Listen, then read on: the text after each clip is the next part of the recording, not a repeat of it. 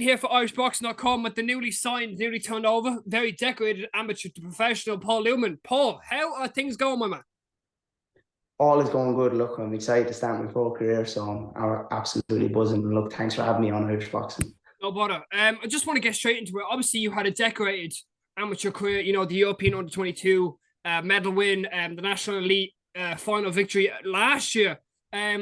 What was the thoughts of turning professional? Obviously, you know you've achieved a lot in your professional career. You've bet some names, some well-known names as well in your amateur career, as you know, as shown in BoxRec, and you know what's online and what can be seen. But what was the main thought behind turning professional?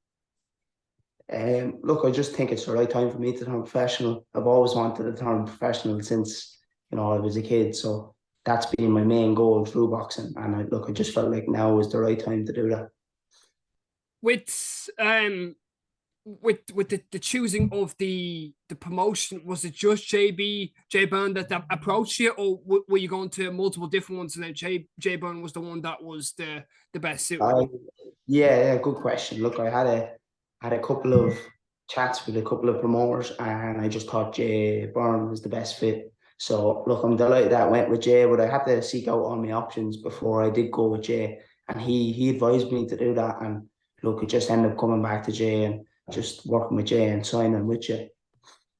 How was the signing process of going through with Jay? Was it a fairly easy process? Was there many obstacles maybe that you had to overcome, or was it straightforward?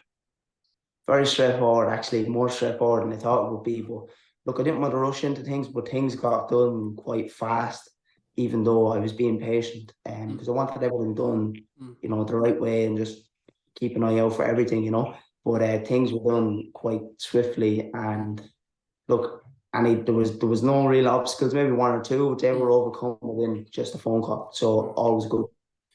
Was it hard to turn over in the meaning of, obviously, you know, a decorated amateur career, and probably a career that you will obviously remember forever? But was it hard leaving the amateur scene behind to, obviously, it's like, you know, in the amateurs you were the big dog amongst many people. You've achieved everything. That's what I'm trying to say. You know, you've achieved everything that you wanted to achieve: the European win, the National League, and you've done everything. You've ticked everything off on the list, and then obviously going back to the new base now, where you know you're starting again. You're going from 0-0. How does that feel? It's actually really exciting. I'm taking it as a positive thing. Look, I had a great amateur career, and I have reflected back in it. And look, I just think it's my time now to move forward. I am 0-0, but I think it's time to change that and turn my future. And yeah, no, I'm really looking forward to starting my pro career. And the amateur scene's behind me, but look, I'll always remember it. I'll always be a lover of the amateur game. And look, I was delighted to have as much experience as I did in the amateurs, and now I'm grateful to have that experience and use that when I'm in the pro game. Was there anything that you had that you wanted to do during the amateur scene that you didn't want to do, or that you said you didn't get to do while you were amateur? I wanted to go to the World Championships, but look, I think my main goal in the amateurs was to leave myself in the best position possible for when I was on pro. And I think I've done a good job with that. With the amount of experience I've gained in the ring, outside of the ring, boxing wise, with all the networking and the kind of the social aspect of boxing, knowing the boxing people and stuff. So look, it was obviously a couple of competitions I missed out on, but with everything that I have went and I have done, look, I've been just grateful for that. And look, I don't really like looking on the negative side of things and saying, I missed on this one and missed on that one. I got what I got and I worked for it, and now it's time to work for what I want in the program. I love that positive view of, that you're not looking back, you're looking forward, and you're looking into that new generation, that new era. It's obviously, it's all good things must come to an end, as many people say. The amateur scene's behind you, and now it's time to focus onto the professional scene. If obviously a great signing, you were looking very dapper, as I said. The nice shirt, and I admire the suit pants, and everything else. And obviously it was a great warm reception. How did it feel to get into that ring? on that Friday night and to obviously to sign that contract and then have them photos taken? Was it a bit of a surreal moment where you're like, this is actually happening, or how did you feel that night? In the moment, I was just kind of taking it in, getting things done, excited. But when I was really proud, obviously, to do it for my family and for myself, for little Paul, you know, the little kid that loved boxing from day one. But when I was driving home in my car after, I kind of thought, look, geez, I always wanted to turn professional, and I've done that. And I kind of just after kind of all the big event kind of blew over, it hit me then. I was getting the messages and stuff. Was it a bit of a pinch me moment? Say again? Was it a bit of a pinch me moment? You're kind of like, this is actually happening. Like, you know, you're Yeah, I like, was kind of, yeah, exactly. Pinch me moments. Good way to put it. Yeah. But when it hit me like that, yeah, and it was. I when I'm in those positions, I don't get too high, I don't get too low. I just kind of sit in the middle. But then when I kind of reflect on it, you know, a couple of hours after, I was thinking, Jesus, like that was great. You know, I was buzzing about that. Obviously, being in a great gym, trainer, you're a tree, if I'm correct.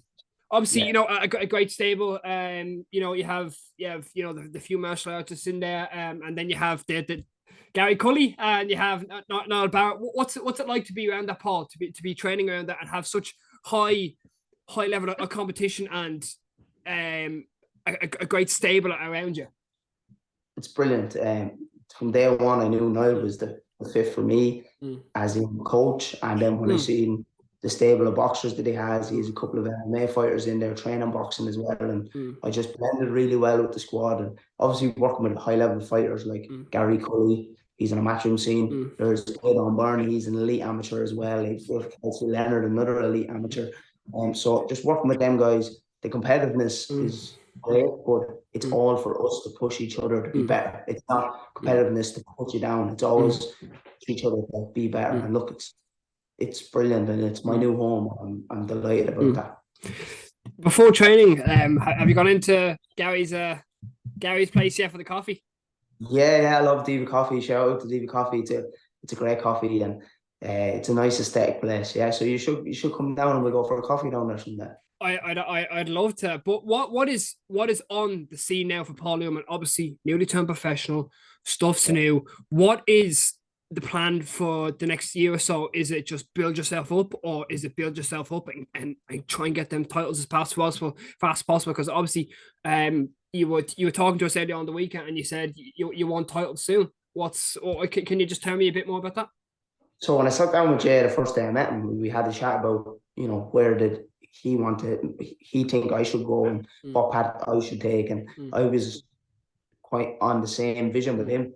But look, get a couple of fights in, get used to the Aeons gloves, the selling the tickets, the sponsorships, kind of the ring walk, all of that, all the things that are different from the amateur game. Get kind of settled into that, and then I'm going to push for the Celtic title first and the Irish title. But I'd say within the year, just after this year, that's when we'll be looking to hit them titles. So it's, you know, I'm being patient enough with it, but and if it needs be, but look, I think I have the skills to possess and to win them titles fairly swiftly.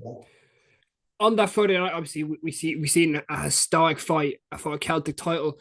Did that give you inspiration or to you know that bit more of a drive and inspiration? And I think we can all say who was there that was an absolute war of a fight for Senan Kelly and the other lad, the Welsh lad Tinkle. Did that give you that bit more drive at all to be like, this is what I want? I want these big nights. I want these big fights. And did you imagine yourself? I guess you can imagine yourself in there one day for them titles, not only a Celtic title, you know, leveling up to European and the world. Yeah, definitely. Seeing that title fight was something that, like, I was thinking, oh, I'm going to be fighting for that and within my first four fights, and like, I do believe that I have the skills to do that, and I will do that. But it was great to see that 8-rounder live. You know, I was sitting ringside as well, and see how much of a war it was, and how much of, you know, everyone was there for that fight, really. You know, and it was, yeah, it's brilliant. And look, it kind of just hit me then as well, thinking I'm going to be a part of these nights. So look, I'm really looking forward to it, and then pushing on after that, because I'm not just thinking about the Irish level, I'm thinking about further. And I think I've been boxing against world-class opponents all my life, so I think I know kind of where I belong on the Irish scene and then above, you know. What's is there any opponents that you're any lads that you're looking at? Obviously the new dog on the block Is there any lads that you maybe wanna have a bit of a straightener off? Look, Matt, I'm not going to say too much. I'm going to keep the cards to myself. But I look, always like sorry, I always like to get stuff here. I'm just yeah. of course, no, of course. No, look, I'm just going to get a couple of fights first, and we're going to see from there. I'm not going to name call anyone. I'm not going to shout names for now. But look, when we get to that time, we'll get to the time, and I'll let you know a couple of names. But for now, we're just keeping the cards close to the chest. We're keeping cards close to chest, even with fight dates. Is there any fight dates soon? We could see Paul out doing soon. Not confirmed yet, but I'm thinking the 10th of May. Okay, right. So obviously that bit of time to train away and yeah. Nice little bit of time, but it'll be good camping, and we're looking at a 6-rounder as well straight away. A 6-rounder? Wow, so not even the 4. You're going and against a tough opponent. I guess you want that tough opponent. It's not just well, look, the date hasn't been confirmed, but I find the better opponent I fight, the best it brings out of me. So look, I won't be looking at a guy. I'll be looking at a guy that wants to take my head off. So. Finally, obviously being professional, are you getting used to all these Zoom calls and all these lads asking in your DMs to come on this, come on that? What's that like? Because obviously as an amateur, you're not really getting that much. You might get the odd 1 or 2 for a small local community radio station, or but what's it like now as a professional? Especially us, all the Irish boxing outlets as well. What's that like? Yeah, it's great. Look, I had a couple of interviews with Irish boxing yourselves after the elites, and a couple of kind of interviews through Instagram and stuff like that and Zoom. But that kind of helped me prepare a little bit better. But look, it's been good. I think it's a good way for me to show who I am, the personality behind the boxer, kind of what I'm thinking about, what I'm looking to. And look, I'm really excited to be able to kind of have this aspect of my game too, the interviews and stuff. And I think that it's something that I'll thrive in. And look, it's brilliant. And I think every interview I'm doing, I'm getting better. I'm learning. It's more reps in the bank, so I'm getting better. Great answers, Paul. I have to say you're giving us loads here, so I want to thank you as well for that. On that note, Paul, I really appreciate your time as always. Obviously the first professional interview between myself and yourself, and many more to come down the line with us and myself, and so thank you so much. I really appreciate it, Paul. Matt, thanks for having me on. Look, cheers for your time and everything. All right.